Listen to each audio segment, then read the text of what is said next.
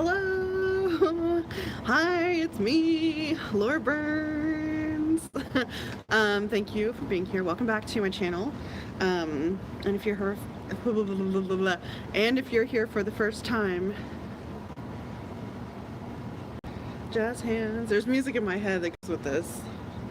Hi, I am coming to you from my yoga studio.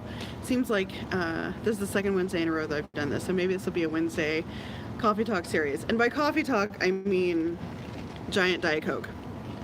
I don't know, that's what I have. Do you ever just sometimes need a really large Diet Coke or iced tea? That's what it is for me. It's either Diet Coke or iced tea. I don't drink a lot of soda in general, but sometimes when it's super hot, I just want a really cold, huge Diet Coke. Okay, so I'm excited. I've been thinking about this for a couple days, and I was like, yes, on Wednesday, I'll be at the studio early. We are going to talk about all this stuff. Hey, Donna. Nice to have you. Nice to see you. Hi, Sandy. So today, the topic is pretty broad. It's just plus size fashion. So whatever within that realm that y'all want to talk about, I have obviously, opinions and experiences and thoughts, but if there's stuff that you want to talk about, comment and let me know, and then we'll talk about it. Yeah, Sandy, it's not my studio, it's just where I rent space to teach my yoga classes. It's actually a belly dance studio. It's just this one room. It's actually a room inside an old gym on a church property. It's not a real yoga studio or dance studio or anything. But yeah, this is where I teach my classes. I used to teach within the more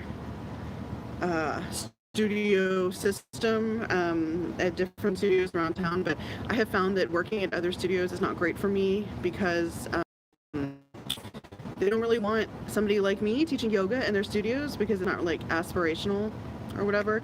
So I think I do much better when I just rent a space and do my own thing and teach my classes. So, all right, we've got some comments. Oh, hey, Kat.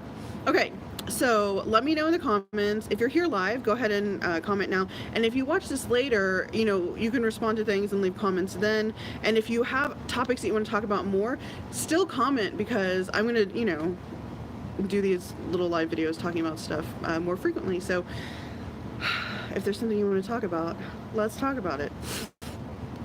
Hi everybody, Melinda, Krista, hello. Okay, so plus size fashion or plus size clothes, whoa, huge area of conversation. Some things that came up for me, and I made some notes and then left my post-it at home. So I'm trying to remember what I wrote on the post-it, but things that I want to talk about are, so when did I first start wearing plus size clothes, and what was available to me then, and how did I feel about it? How has plus size fashion changed over time? How has my personal style and the choices that I make with clothing changed over time? Where do I mostly shop now? I hope y'all, if I forget what I'm talking about, just prompt me with one of these things. Where do I see room for improvement? What are huge problems that I see in the plus size clothing world or in the fashion world? Okay, that's a lot of things already. So I'll just get started. Okay, so I first started wearing plus size clothing well, when I was younger, my friends would shop in juniors or whatever, and I would just shop in women's clothing, straight size women's clothing. And so for me, it's kind of moving into plus, but it was just moving into straight sizes because I was, young. But so that was the first time where I had to change where I shopped. And that would have probably been high school. In junior high, I shopped at stores clothes time because it was the 90s. And there were a lot of flowered baby doll dresses and bike shorts and Doc Martens, which still banger of a look. Would still wear that today. I think that's where I got my uniform from. Little dress, bike shorts, only now I just wear Birkenstocks instead of Doc Martens every day. So yeah, in junior high I could still go to the Gap or Clothes Time or those places. Cato. Yeah, I have seen Cato stores, but I've never been there, and I keep meaning to do inside the dressing room there, but I forget. So thank you for reminding me. Maybe I'll get to it soon. I even looked up on a map like where one is, and there's one not too far from my house. Thank you. Yes, Cato. Okay, and then in high school is where I started shopping at Lane Bryant, and like for jeans, I would sometimes go to the men's section because they had larger sizes.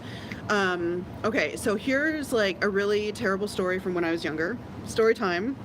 And I like say this very flippantly now, but it was very upsetting when I was younger. So when I was in high school,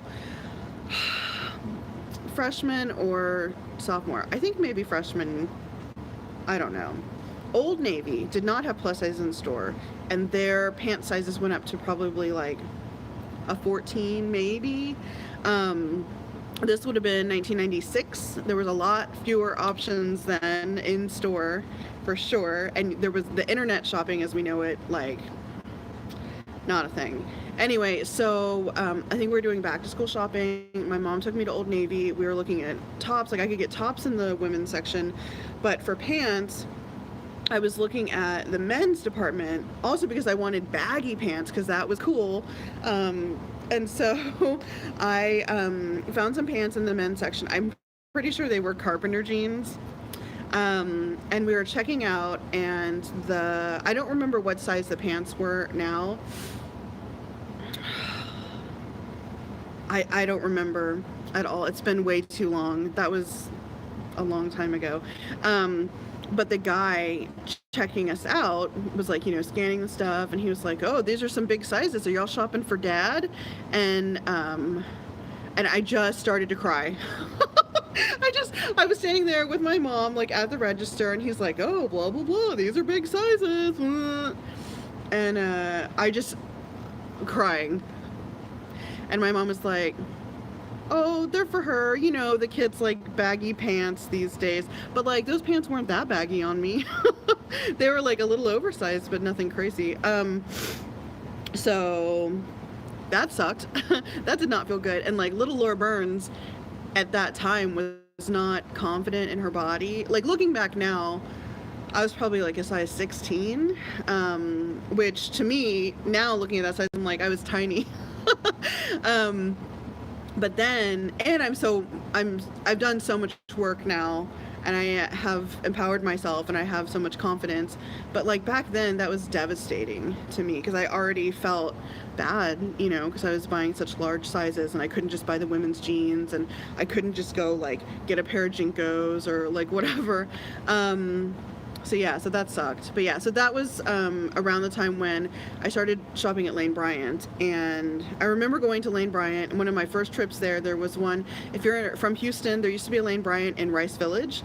It was there for a long time. It's not there anymore. But that was my first Lane Bryant. And across the street was a Gap. And we had gone to the Gap, and I tried on jeans. Man, this must have been around the same time because it was like the great jeans hunt.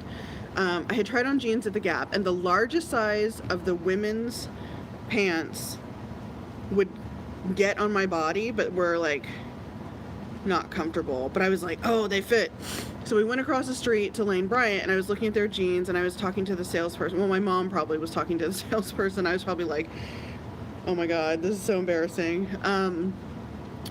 And I remember the salesperson, the lady, told me, like, we were looking at jeans, and I didn't really like any of the jeans that they had. Oh my god, Lane Bryant jeans used to be so awful and like so crazy high-waisted. But I remember her saying, I had said at some point, I guess like, well, I guess I could always go get those jeans at the Gap. And the lady looked at me and she's like, honey, if you can fit into jeans at the Gap, go get those jeans. Oh my gosh. Which I guess was like supposed to be encouraging, but it just like felt bad, you know, it didn't feel good. Okay, I'm gonna pause because there's been like a bunch of comments that came in. Here we go. Kat got a pair of brand new slip-on Doc Martens for $4. That's such a good deal. Good job. Leah, Walmart usually sucks, but their Terra and Sky brand has super soft knit that is really comparable to Torrid's super soft line. Some of it is really, really cute. Oh, that's good. Yes, Leah, you feel my 90s teen aesthetic. Sandy, always had to get Levi's at the Gap. men's jeans, Red Label. I don't know what JZC legs were larger. Leah, you had Fashion Bug? Yeah, I did. I had never heard of Fashion Bug. We didn't have that here. It was probably similar to Close Time. It's a shame there was nothing out there. There was not a lot. If you were a fat teenager, there was not a lot. But there was, oh my God. Okay. We're going to move on to the other things. I literally don't remember what I said now. Hopefully some of y'all can remind me what else was on my list of stuff that I want to talk about. There was a catalog. So remember when, I mean, there's still catalogs now for shopping, but a lot of that has moved online now. But back then, you didn't shop online. You shopped through the catalog, and you like called in your order, or you could mail it in. And then towards the 2000s, I think people started to get websites. But before then, it was like the Delia's was the Girlfriends LA catalog. Okay, did anyone else get this catalog? Please tell me, comment if you got it. It was my jam. It was basically like Delia's but for fat girls. Oh my God. And actually they had really inclusive sizing, especially for back then. I don't remember what it went to, but definitely for like 1996, 1997. Oh my God, it was very inclusive.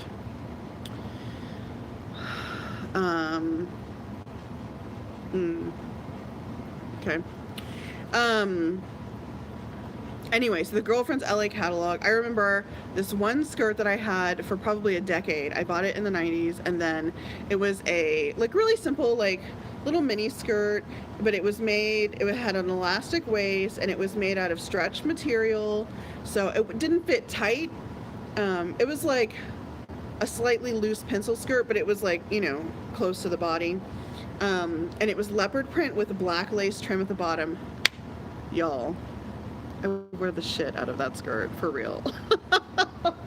Girlfriends LA was the jam, I wish that they would do like a nostalgia edition of Girlfriends LA clothing, because I would buy some. I would buy that skirt and wear it right now. Anyway, so that was like, oh, I would see cute things in the Delia's catalog, but they wouldn't have my size. And so I would find similar things in the Girlfriends catalog. All right. Kat, you remember that? Melody says she was a teenager in the 80s. Once you sized out of Sears and JCPenney, you moved on to Lane Bryant. The era of designer jeans. Okay. So yeah, oh my God, my love, Girlfriends LA, yes. All right, so that's when I started like shopping at like actual plus size stores, and the selection was not great. It was a lot of like really frumpy feeling things, especially as a teenager. You know, as an adult, like if I like now walked into that store, I could probably find a few more things that I would be willing to wear. But at that point, like I wanted to be cool. You know, I wanted like fashionable, young feeling clothing. And what there was a lot of was like really ugly florals. And look, listen, I love a floral, but like really ugly florals, like house dresses, like Ponte knit leggings with a seam down the front, just like really like, it's not fashion, it was clothing, you know. It was like, well, here's some shit to put on your body. It doesn't look great, but you know, whatever, you'll take it. It's really how it felt to me, and how it felt for kind of a long time. I'm wearing a shirt. Oop, that's my bra. Let's see, from the 80s, Units. I remember Units. My mom used to shop there. I used to go with her. Dress Barn, they stop at like a 22. Sometimes they have a few 24 things, but like I can't shop at Dress Barn. They don't have clothes for me there, which is a shame, because I just don't understand plus sizes that stop at such a, you know, like that low in the mainstream plus spectrum. Like if you don't go to at least a 28, like I think you should go higher than that.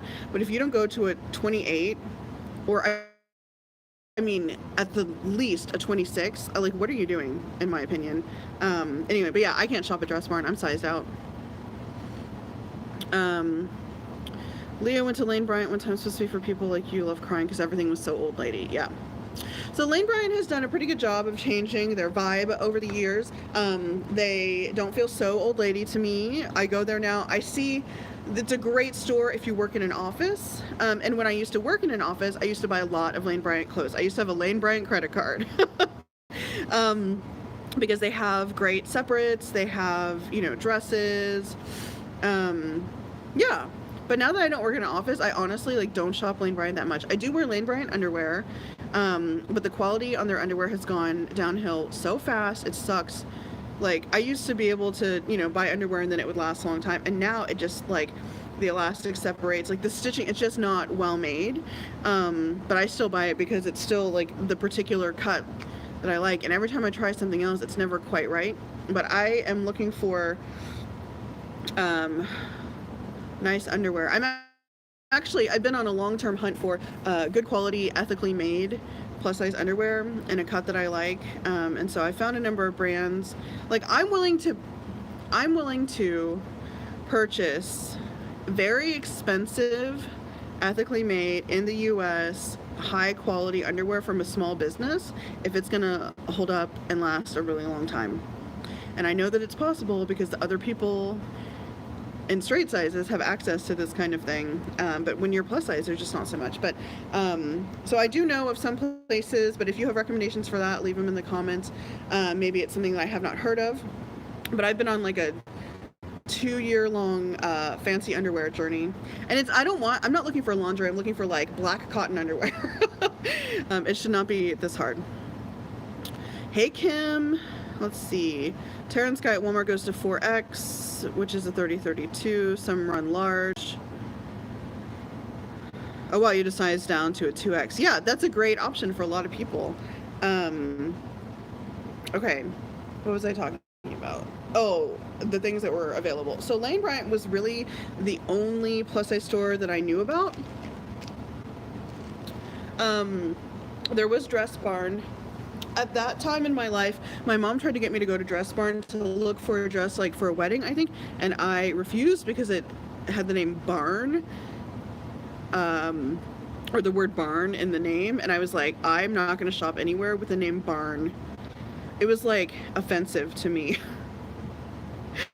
And I was like, it makes me feel like I'm a big cow and they got to keep the cows in the barn. I don't know. I went on this whole thing with my mom. She was like, okay, we went to Macy's. She's like, you need to calm down. But yeah, okay. So what else was I going to talk about? So it's when I started wearing plus size clothes, where I used to shop. Y'all, what else did I say? Somebody tell me what else I said in the beginning. I don't have my notes. Oh, how I felt about it. It was embarrassing to me back then. It wasn't cool. There was no big belly pride. There wasn't this body positive community didn't exist. And the fat liberation movement existed, but I this teenager in Houston, I wasn't plugged into that. And that was, pre everyone on the internet all the time. So I think that had fat liberation been around, or the internet been around when fat liberation was getting started in the 70s and the 80s, I think body positivity would look different today. And I think that we would not forget so much where it came from fat liberation, and who did a lot of that early work. The super fat, infinite fat people, and super fat, infinite fats of color, queer. Yeah, but that's pretty much forgotten. Anyway, but I had no connection to that back then, and I wish that I did, which is honestly why I do what I do now, because I'm just trying to help create resources that I wish had existed when I was young. I wish when I was young I could have gotten on YouTube and watched fat girls try on clothes and look cute and feel good about themselves and talk about how they like their body, and not just be oh, this is what's wrong with my body, and I need to lose weight, and I need to whatever, and I have to wear this with Spanx, or stuff like that. So back then, as a teenager, yeah, I thought, oh, it can't be too tight, have to wear oversized clothes. That was also kind of cool though. But yeah, I was ashamed of my body. I was ashamed that it was too big. It was too much. took up too much space. There was too much of me in general. My personality was like kind of a lot sometimes. But I think a lot of that, like, not to get too psychological, but I think a lot of my like too muchness was like I already felt like my body was too much, so I kind of like made my personality match that. And because there's like the stereotype of like the fat jolly person or the fat loud person, I kind of was like, okay, well, I guess that's who I'm going to be. But also there is an element of that to my personality. Sorry, I have to keep shifting around. I'm not comfortable today. I'm on the floor and my back hurts. Okay, I saw some comments.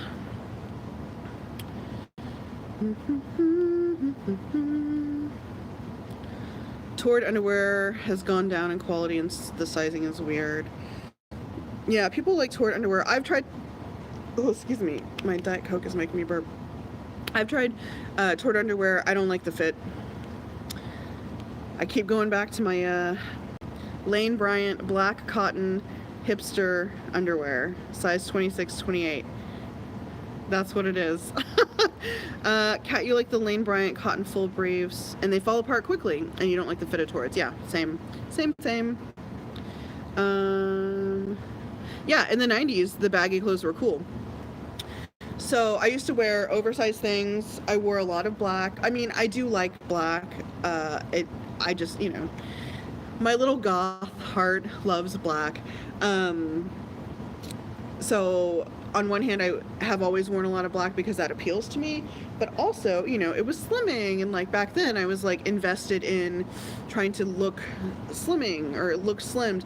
I was invested in, you know, things being flattering. So this might be a good time to discuss my hatred of the word flattering. I know that a lot of people will leave comments on my videos like, oh, I loved that dress, it was so flattering, and then I'm like, that's my response to you talking about flattering is this flattering? But yeah, and over time, as I have increased my confidence and done a lot of the emotional work to undo a lifetime of growing up in diet culture and a lot of internalized fat phobia, I have realized that I don't have to hide my body, and in fact that by showing my body, it is part of my self-care, it is part of my continued emotional work that I do. Even sometimes when it feels hard, I have committed to myself to continue pushing myself, and so sometimes to me that is wearing items of clothing that push my boundaries of what I think I should wear, and or whatever. If when I backtrack and say, why don't I want to wear this, the answer usually comes down to it's not flattering, or, you know, fat people shouldn't wear that, or I don't see other fat people wearing this, or whatever. Like, if when I back up and ask myself these questions, those are the answers, that's when I push myself. If I just don't like something, I'm not going to wear it, you know? But like, if the reason I never tucked my shirt into shorts or skirts or pants or whatever is because then people would see my belly, like, I want to work on that. I'm going to start tucking in all my damn shirts until I see my belly so much that I'm used to it. And then I'm like, you go through phases, right? So it's like you do it and you're like, oh my God, I look like a giant monster and I hate this. And then you do it, and then you're like, well, that's just what my body looks like. And then you do it. And then one day you look in the mirror and you're like, I look good, right? And then it's like, then it's just your belly in shorts, and that's what your belly looks like in shorts, you know? And it looks banging to you. So that's like, I get a lot of people asking, like, you know, how did you work on that? So that's literally what I do, is I just force myself to do something until it goes from like, oh my God, what are you doing, to like, well, all right, whatever, to like, yes, girl. But yeah, so flattering. I know that some people don't understand why I don't like the word. To me, and there's a lot of stuff written about this online, if you want to get more into it, I suggest just Google, like, you know, so there's like this hashtag fuck flattering. Sorry, there's a lot of cursing in this video, but so I'm like 100% on the fuck flattering train. There are these rules that people have given to fat people, that society and diet culture and misogyny and internalized fat phobia or overt fat phobia have taught us that there are certain ways that we're allowed to present ourselves in the world, and that we need to look put together at all times, because God forbid we be one of those lazy slob looking fat people. but we need to cinch in our waist. We need to push our boobs up. We need to wear Spanx to suck everything in. We need to cover ourselves. We need to wear dark colors so that we look smaller. We need to physically and visually take up less space. And so when somebody says, oh, this is a very flattering, oh, that's so flattering, what it means to me when I hear that is, oh, what you're wearing is making you smaller than you deserve to be. Oh, what you're wearing makes you look smaller than you are, or smaller than I think you should be. And I think that a lot of the times people are just saying like, oh, that looks great on you. But instead we're conditioned to say that looks flattering. And so I don't use that word. I just say like, you look amazing. Like that dress looks great on you, or you look glowing, you're glowing, or you look so happy, or, like your outfit is amazing, or whatever. Like so many things, like the fit of that dress is beautiful on you. Or if it's like certain people that I would say this to, which is not many people, it's like, your boobs look great, or like, ooh, that butt, or like whatever. I wouldn't say that to like somebody I don't know very well. But there's just so many things that you can say instead of flattering, because the connotation of flattering to me is so negative and like honestly like damaging, because it keeps us in that mindset of, I can only wear clothes that are flattering. And so to that end, like, what about the colors? Like wearing bright colors, right? Wearing horizontal stripes when you're fat, wearing different silhouettes that don't cinch in at the waist, being somebody like me who's not interested in like a bra that pushes up your boobs. Like, this is what natural breasts look like. This is where they sit. This is what a natural waist looks like. I don't have to always cinch it in. I mean, sometimes I like to pull stuff in at the waist too, but like feeling like you have to wear that silhouette because that is how you're supposed to present yourself is really screwed up. And I recently did this video talking about my style priorities, and my number one style priority is comfort. I am no longer interested in wearing underwire bras and belts and Spanx and shit that, pushes my belly in to make it smaller or smoother or whatever. I'm just not interested. I'm not willing to do it anymore. Okay, there's been a lot of comments. Here we go. Let's see. Shonda likes, I'm guessing underwear is what you're talking about. Catherine's brand. Oh yeah, undies. Catherine's brand underwear. Seamless. Microfiber boy shorts. I'm guessing from Torrid is what Kim is saying. Leah got tired of being bullied and turned really, really mean for a while. It made people leave me alone. Oh my gosh. I could make a whole other video. I talk about this all the time, Leah. I'm so glad you said this.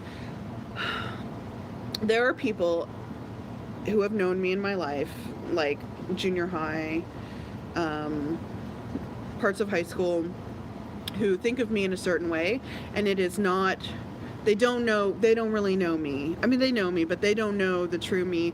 They know the me that I was at that time period, and I was really angry, and for a number of reasons, not just because of how the world treated me because I was fat, but that was one of them. Excuse me, I have to burp myself. But yeah, I was really mean. I was not a nice person some of the time. Like, not constantly, but like, I could be a real bitch. And I'm not dumb. I'm pretty smart, and I'm kind of quick, and I can pretty easily figure out like the right thing to hurt somebody's feelings, which is not a great talent to have. Yeah, so there are definitely people who've known me in my life who think that I'm a mean person. And as I got older and figured out who I really am and figured out how to deal with the feelings that I had without just like being a bitch to people, my personality changed, and I became who I think I actually am, which is actually a very nice person. A mix of optimistic and cynical, of cheery and grumpy. And it like really bothers me that there's a lot of people who don't know the true Laura. But there's nothing I can do about that, I was who I was then. But I get it. I get it. I have not tried the Catherine's underwear. See, I don't like fun underwear. I don't want anything. I want like plain black cotton underwear, literally. That's it. Shonda, Oh no, I hope I've never used flattering words. Listen, I'm not like, oh my God, you're terrible if you say flattering. I'm just like, I like to talk about it every once in a while just so people know. Sometimes I comment on flattering comments and say something to that effect, and most of the time I don't. I just like whatever, because I know that nobody's saying it like intentionally because they know that I don't like the word. You're saying it because you're trying to compliment me. So, I mean, if you say it's okay. Like, moving forward, maybe don't say it, but like, you know, it's not that big of a deal. It's fine.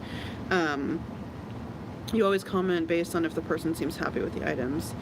Maybe we can have another conversation about complimenting. Oh, girl, we could have a whole one of these about compliments, because I have a lot of thoughts and opinions about compliments, about why we compliment, about who actually wins when you compliment somebody, and how they're detrimental in some ways, and like the psychology behind like why do we compliment. Anyway, that's a whole thing. Yes, we can totally have a discussion about that.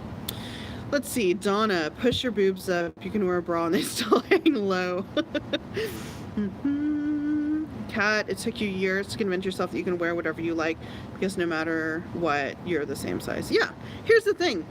I'm a size, whatever, 26, 28, whether I wear a dress with a cinched-in waist and an underwire bra and Spanx and heels and full makeup and hair. I'm a 26, 28, or a 30 on bottom, depending on what I'm wearing. If I wear a muumuu, like a caftan and flip-flops and no makeup and my hair, you know, in like stupid little pigtail buns, yeah, I'm the same size. I take up the same amount of space. So like, I might as well be comfortable.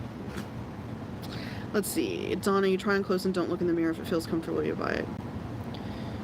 You care more about feeling comfortable. So I look in the mirror. I don't know. I still want to look cute. I'm still invested in like looking cute, and like I enjoy fashion, but I totally get what you're saying. I will definitely wear clothes that other people would not wear. They don't think are very cute or as cute as they could be, because they're more comfortable for me. So yeah, go ahead with your bad self and not looking in the mirror. That's amazing. Your dad used to say flattering. Mm-hmm. Hey, Angela. The fear of being perceived as lazy is real. Yeah, because people have this idea of fat people as being lazy and feeling like you need to be put together all the time. And I think Angela works in the corporate world, and I get that feeling. I am very lucky to not have a corporate job, so I don't have to deal with that situation. I don't have to deal with like having to dress like that and feel put together. But even outside of that whole like corporate structure, I still, I don't know, I still catch myself like going like, oh, I should have, I'm out and I see like a cute fat girl. She's like done up and like all the things from head to toe, accessories, outfit, heels, makeup, this and that, whatever. And I'm like, oh, I'm like wearing a sundress and bike shorts and Birkenstocks. And I'm like, okay, if I'm having a low moment, I can definitely spiral if I let myself do that, for sure. It is exhausting. Sandy remembers when girls or women started showing their muffin tops. I thought it was strange. Yeah, that was a look. I don't know. Those low-rise jeans, everybody was wearing them. If you enjoy it, then go for it. Let's see. Yeah, even makeup. Like, just putting on makeup. Like, especially in the summer, like, I don't want to put makeup on. It's just going to melt off my face. Okay, so what else? Natalie went on vacation and wore whatever you wanted for one glorious week because you'll never see these people again. But why can't you feel like that around the people you actually know, love? Because it's harder. Because when it's strangers, it's like, well, whatever, they don't know me, it's fine. When it's people you know and love, there's all this like judgment and feelings, wrapped up in that, and you have to navigate fearing judgment from the people that you know and love and respect. Or like with anything, not just clothes, whenever you suddenly start to make changes, people are going to have a lot of comments, positive and negatives, like switching jobs, starting to dress in a completely different style, drastically changing your hair, changing where you live, or, how you eat or something like that. Everybody got an opinion. Everybody thinks that they know, and they want to say something to you about it when it's none of their business. So it's exhausting. I understand. It's much easier to do things that are like that, around strangers, because you don't have to worry about it. Because if they judge you, like, who cares? I don't know you. I'm not invested in your opinion of me. Yeah, that makes perfect sense to me. Melinda, you think your coworkers think you're mean because you stand up for yourself. Well, I think a lot of that is rooted in misogyny. Because when men stand up for themselves, they're assertive, and when women stand up for themselves, they're a bitch. Yes. And I don't know if you're fat or not, but if you're fat and doing that also, it's kind of going against the like stereotype of like the happy fat person, and then you're just like the fat angry bitch, which is, you know, worse. Let's see. So Kim is responding to Natalie. Kim is packing all sleeveless tops for her trip this week or next weekend, and you're terrified. Yes, I'm so proud of you. If you pack nothing but sleeveless tops, you gotta wear them. That's great. Don't bring anything with sleeve. Well, I don't know. If you need a jacket, bring one. But yes, that's great. If that's all you brought, then you gotta wear them. Listen, let the whatever jiggle. That's the word. I kept thinking jingle. Let it jiggle. Let it out. It's so hot. Let those armpits out. Let the arms out. You deserve to be cool and comfy, and to, you know, like have your arm flab flying around just as much as any other person. Take up that space.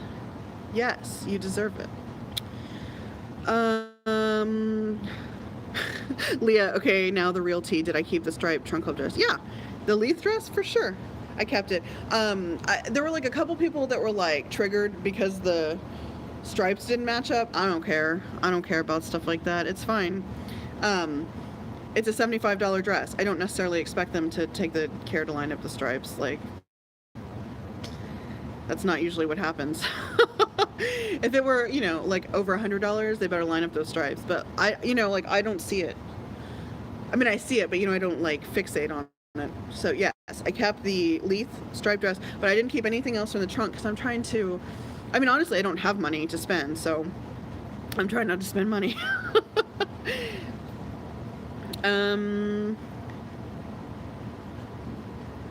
Melinda, yeah, we can be a nice person and still stand up for ourselves, for sure.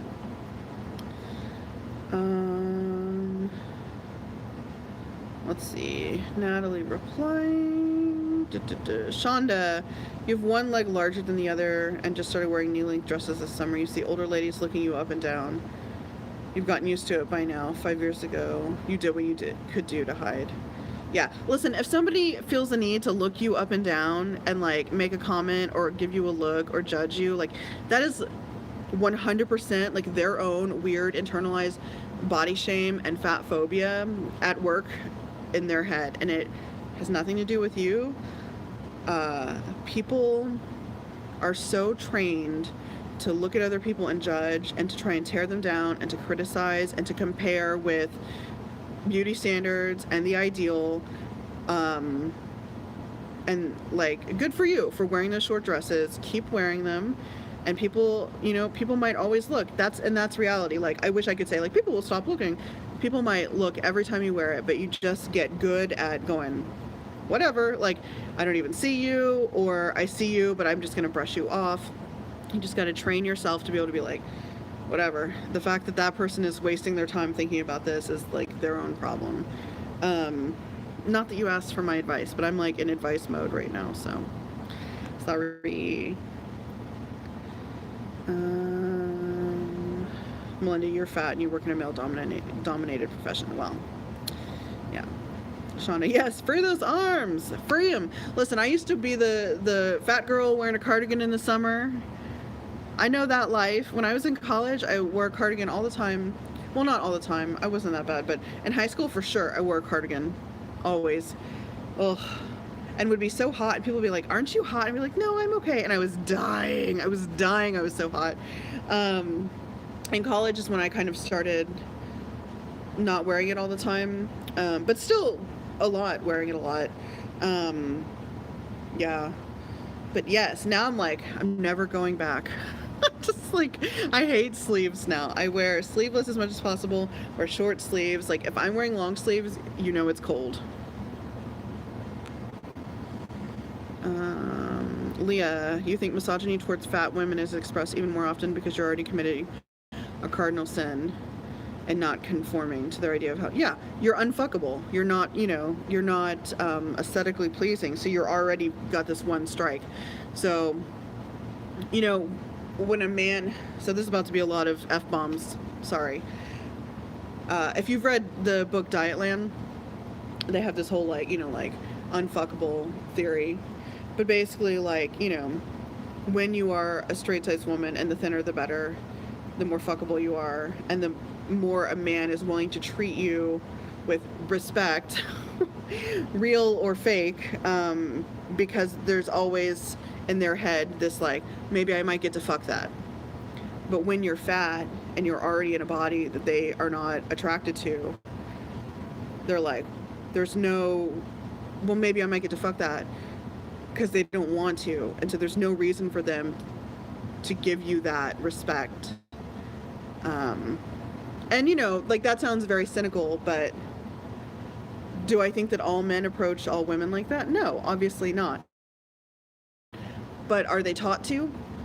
Yes, for sure. So yeah, I don't know. Sorry if this is too much for you, but this is my channel. This is really how I feel about things. Okay. Let's see. Leah's working on not hiding your leg with lymphedema. You've been hiding it for years. I'm so proud of you. Yeah, it's too hot for me to be wearing cardigans. Thank God I'm not in that mode anymore. Oh, okay. Texas is miserable. Yeah, with the humidity. Adding a cardigan on top of that is ridiculous. Let's see. A lot of sleeveless tops for plus size are actually made too big, as though they think your arms are even bigger than they are. Yeah, I don't know what the deal is with these huge armholes. Oh my God. Sometimes the armholes are so big. What are you doing? 3 arms could go through this. And then if the material stretches out at all, you end up wearing a muscle tank. It's nuts to me. And I know that, some people have larger arms than others, but even some of the people with the largest arms that I have seen, sometimes still I see them try on things or wear something and it's the armholes are bananas. They're so big. I think that stuff like that happens when places size up a pattern. They just scale it up instead of actually tailoring it for a fat body. And so, a size whatever they use as the base, a size large or an extra large, they just go, oh, well, here's a 4X. And then everything is bigger. And they don't adjust, well, actually, it doesn't need to be, that big, or squish it, or whatever. It's just well, there we go. Now we have it in a 4X or a 3X. That happens to me a lot. And especially, not always, but if that's going to happen, it's probably going to happen at a Target or Walmart or one of the cheaper stores to buy clothes, because they're spending less time and, money on developing their product. But that's obviously not true, because not all clothes at Target and Walmart and, Dot or whatever, the, cheaper stores. I bought a tank top at the dollar store one time that fit great, so it's not every place is like that. But I think that's where I see a lot of that. I was at Target today. Spoiler alert, I filmed it inside the dressing room. And I have a lot of fit issues at Target because I think they just kind of size things up sometimes. Or I don't know what fit model they have, but it's weird. Their sizing is weird to me. Okay. Hello, Carmen. Shonda says, Laura, a lot of men like that have large mothers and grandmothers. You're already training your children about body size and not to let society affect their body image or how they see other bodies. That's great. We need more people doing those things in the world. What time is it? Oh, I gotta go. It is almost time for my class. Thank you so much for being here. Please continue to comment in the box below. Maybe we'll do part 2 of this conversation, because I feel like we still have a lot of things to talk about. But oh my gosh, I gotta go. All right, y'all, bye.